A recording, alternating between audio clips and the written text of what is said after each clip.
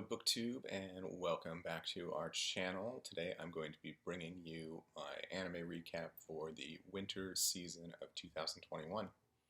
So during this period of time I watched a number of animes, old and new. This includes, but is probably not limited to, Cells at Work Code Black, The Time I Got Reincarnated as Slime, Dr. Stone Stone Wars, The Quintessential Quintuplets, Season 2, The Hidden Dungeon Only I Can Enter, So I'm a Spider, So What? Black Clover, Date Alive, Aho Girl, High School D by D, Chemico DX, To Love Rude Darkness, Survival Game Club, and I Couldn't Become a Hero, So I Reluctantly Got a Job. I'm just going to be going over the best of and the most notable things that I watched during this season, so I'm not going to cover all of those in particular because this will be a long enough video on its own. So to start off with, I will talk about the Quintessential Quintuplets Season 2. This anime follows our main character, Futuro, who is a studious yet poor high school student. He takes on the job of tutoring 5 idiot siblings who just happen to be quintuplets. This story heavily foreshadows that Futuro is going to marry one of the quintuplets in the future. So we spend every episode navigating his relationship in and outs with these 5 young women, and during that time we're going back and forth in our own head, trying to figure out which one it's going to be, and hoping that it is our favorite. This is an incredibly fun anime. Despite its harem-esque qualities to it, it does not dive into or get into the typical harem situations that a lot of animes fall into. It is just so enjoyable to watch the personality of the 5 quintuplets and how they interact with our main character. So this is season 2 of this show, and it continues to string us along with just little teasers of maybe it's her here and there. We do get a bit of a reveal of one of the sisters that he knew previous to the present time, but it's looking like that is probably just a red herring in itself as well. The one problem I have with this season is the amount of time that was spent on Nino, voiced by Ayana Takatatsu. She takes up far too much time in this season. The amount of trouble she was and the hardship that she put not only Futuro but her sisters through in season 1 is just pretty much unforgivable. And the most unforgivable thing about it is that it took away screen time from our true heroine in this story, Miku, voiced by Miko Itao. She got her screen time cut significantly in this season, and it is unacceptable because she will be the winner, and I will fight anyone over this. The next standout thing I watched this season was Black Clover. This story starts out with 2 orphan boys in a world where almost everyone is magical, and they grow up wanting to be the Wizard King, which is essentially the most powerful wizard in the country that they live in. One of the boys is very talented at magic, and the other one, our main character Asta, has no magic whatsoever. Eventually Asta does gain the powers of anti-magic, which gives him the ability to be a part of the magical community in a sense. And so he is able to join the Magic Knights and work his way up towards his goal of becoming the Wizard King. The unfortunate thing here is that with episode 170, the anime is done. And it ended not even pretending to have resolved the current story or arc that was happening. So it ended right before a big battle that was going to happen between the Clover and Heart Kingdom and the Devil Possessed of the Spade Kingdom. So it's with a heavy heart that I have to say goodbye to this one. There is a movie coming out, but I don't know if that's going to wrap things up, and it's rough. It's rough. It's been a great ride with Black Clover, but we're going to have to say goodbye for now, unfortunately. The next thing I watched was an older anime. This is I Couldn't Become a Hero, So I Reluctantly Got a Job. The setting of this story is that the demon lord that plagued this world is suddenly defeated, so now all of the heroes are without a job or any kind of way of maintaining their way of life or their livelihood. So our protagonist Raul gets a job in a magic item shop, which is essentially an appliance store in this fantasy world. Our first episode starts out where he has to train the new hire in the store, who is Fino, who just so happens to be the former Demon Lord's daughter. This show has a lot of Ichi fan service, but despite that, it is surprisingly wholesome and actually a lot of fun to watch, and you get really attached to these characters. And it is just an absolute joy to watch Raul and Fino's relationship grow and flower into what you hope is more.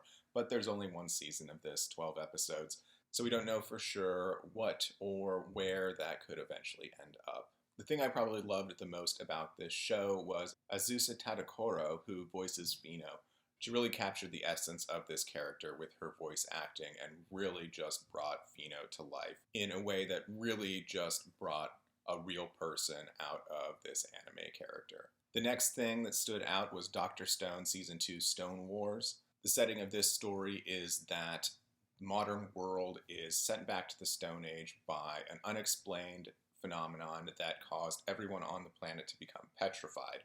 And 3,700 years later, those petrified people, some of them slowly start to come back to consciousness and back to regular human form. Our hero and scientific savant Senku takes it upon himself to rebuild society from scratch. This is season 2, so at this point we have two powers that are building Senku's nation of science and a tribe of people that want to keep humanity in the Stone Age, that blame the evils of modern society for what caused the cataclysm in the first place. There were some climactic battles and everything in this, obviously with the name being Stone Wars, and we did have some predictable turnaround in some characters that you wouldn't expect, or would we, when we get some backstory on where their motivations are coming from, and when some more evil people come out of the wings. Outside of that, it's a very enjoyable show. Every episode is wonderful, and I even watched this one with my kids. The next standout was The Time I Got Reincarnated by Slime, Season 2. The setting of this is a salaryman is killed and reincarnated into a fantasy world as a slime, typical isekai. In Season 2, the Tempest Nation, which our character has built from scratch, is thriving. They're building trade relationships with their neighboring nations.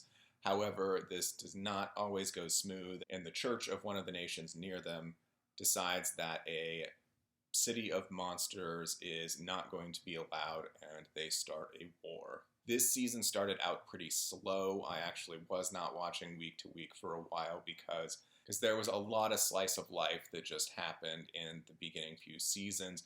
But once it picked up, it really did pick up when the war started, and it seemed like there were going to be some serious consequences that happened to our main character and the supporting characters. So I'd say it takes about halfway through this season before you're really starting to binge or waiting with bated breath for the next week for the new episode to come out.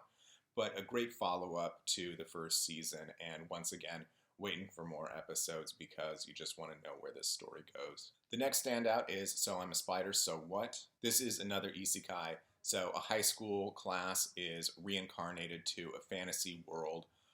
Most of them reincarnate as humans, but two of them we know so far reincarnate as monsters. And one of them is our main character, Kumoko, who is wonderfully voiced by Ayayuki. Because this is in a long list of many isekai animes, I didn't start this one out at the beginning of the season. I thought I'd just let it wait. But one night I was bored, decided to just throw it on, and am I so glad I did. This show is great.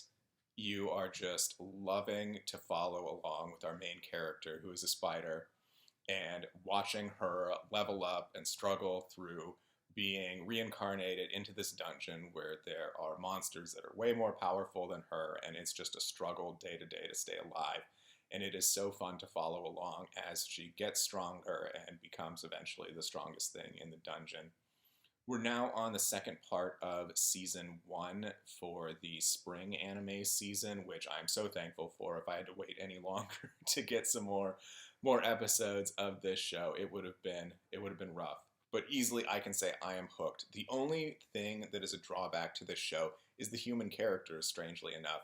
When it switches to the human characters away from our main character, there's really not much to enjoy, and no one we're really attached to emotionally, at least me. I'm sure that there are some people out there that are maybe attached to the human characters, but it's really hard to empathize with them, even though there's some characters in that storyline that you really should be empathizing with.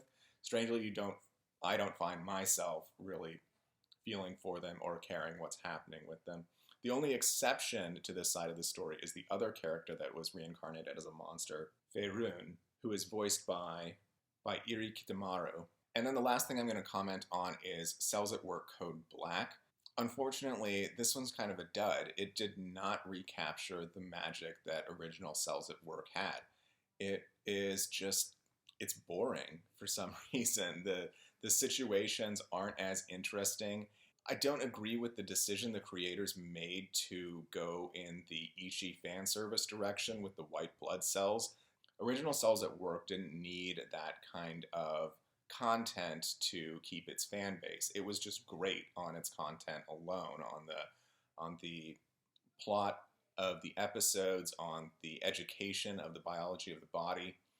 And this one just seems like it's really just cheapened the quality of what could have been a great show. So that is what I watched for anime winter season 2021.